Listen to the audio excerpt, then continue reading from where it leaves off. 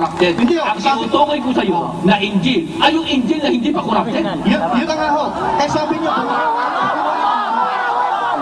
hindi, kaya nga panahon natin, sa panahon ba ni Muhammad, corrupted na yung Injil? Sabi niya, panahon na Muhammad, corrupted na hanggang ngayon.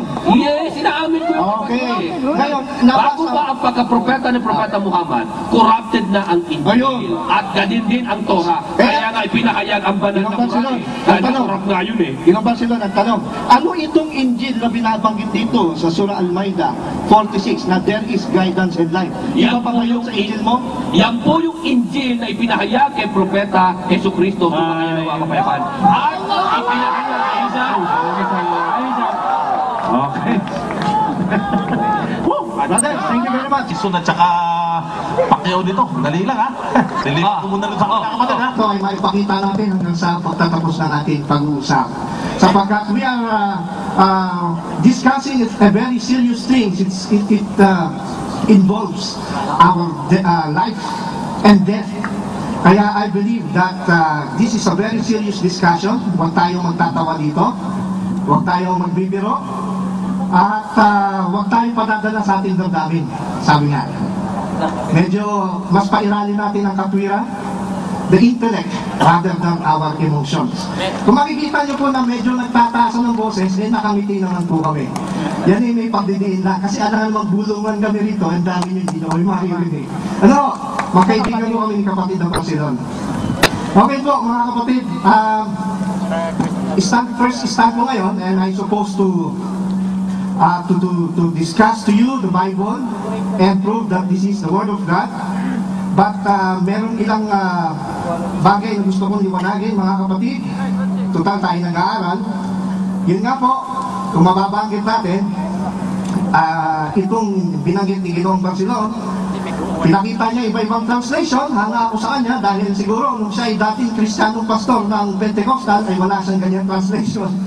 At kung kailan siya po ay napunta sa Islam ay nagkaroon siya ng mas malalim na pag-aaral at yan ay hindi natin minamaliit.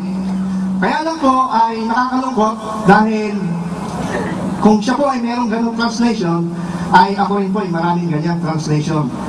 Kaya nga nililiwanag ko kanina kung ano ba yung tinasabi niyang version. Mga kapatid kong Muslim, mga Kristiyano, sana po magkaisa tayo dito. Pag sinabi ho namin o ng mga translation na version, hindi mo nangangahulugan another Bible yun. Na iba na naman ang mensahe, na iba na naman ang nilalaman, na iba na naman ang sumulat. Hindi mo ganon ibig sabihin ng version. Kaya nga po ito, hiniram po sa ating kapatid na Barcelon. Hinunahan ko na siya kaysa manghiram siya muna sa akin mamaya. Manghiram daw siya sa akin, so nauna akong manghiram, kapatid na Barcelon. Ito po ay Revised Standard Version. Dito po ay pinaliwanag yung salitang version. Hindi mo yung Oxford Dictionary ang authority na magbibigay ng definition ng version, kundi yung Biblia natin mismo na ginagamit nyo. Kaya ito, gagamitin ko yung Biblia mo na ipinakita mo kanina. Ulitin ko, yet the King James Version has grave defects. Okay, binanggit yung version.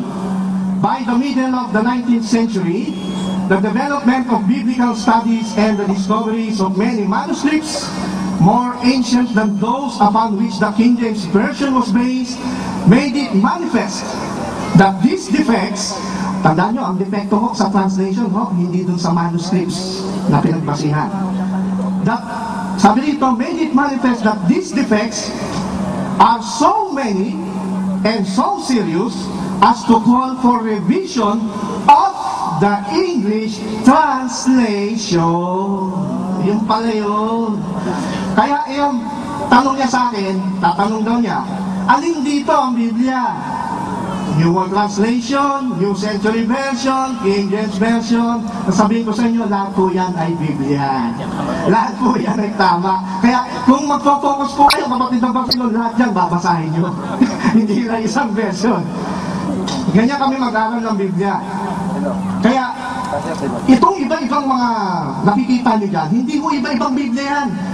Iba-ibang paggamit lang ng salita o translation. Napansin nyo? Kasi katulad yung King James Version, Ang ginamit na English doon kung tawagin mo, Shakespearean English. Napakalalim. Mahirap unawain. At minsan may mga salita doon, nasa panahon natin iba na ang hulugan. For example, may salita sa King James Version na let. Noon pag sinabing let sa King James Version, ibig sabihin pigilan. Ngayon, sa panahon natin, pag sinabi mong let, hayaan. Kaya kailangan i-revise yan. But, pansinin natin, ang binago po at i-revise ay hindi yung original manuskrito o yung tinatawag natin na pinagbabasihan ng translation. Ano ba ang pinagbabasihan ng translation? Yung pong tinatawag natin, meron po kaming mga Kristiyano na tinatawag na mga manuscripts. Bagaman hindi na sila yung mga original autographs o yung talagang sinulat ng mga unang sumulat ng Biblia. Sila po yung mga kopya ng Biblia. For example po sa Old Testament, meron pong tinatawag na Hebrew Old Testament. Hebrew ang ginamit na salita. Meron po tayong mga Hebrew manuscripts na existing ngayon sa mga museum sa buong mundo. Kaya yan po ay isa sa mga patotoo. Ano pa?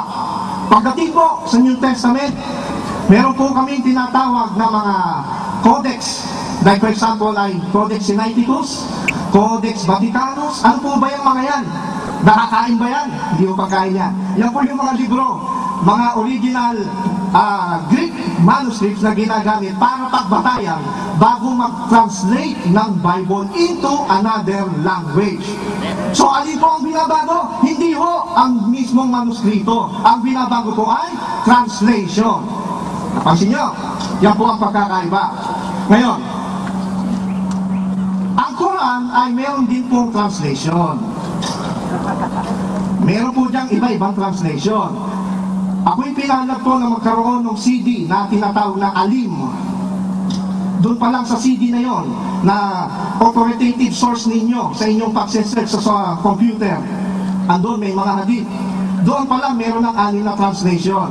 Meron kay Muhammad Asad, meron kay Yusuf Ali, kay Pickthall, maraming translation. Ano yon? Buti hindi ko nadala lahat yun dahil masyadong mabigat. But I know that you know already what I'm talking about.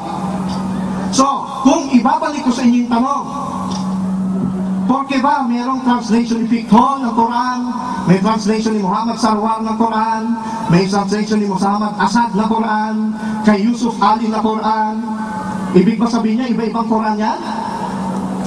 Is that a different types of Quran? Hindi nila ipapayag Sasabihin niyo lang, it is a different interpretation and different expression in English or other language. Di po ba? So, gusto ko lang maging fair po tayo dahil tayo nag-aaral. No? Gusto ko na matandaan niyo yung mga sinasabi namin dito para hindi na natin papaulit-ulitin.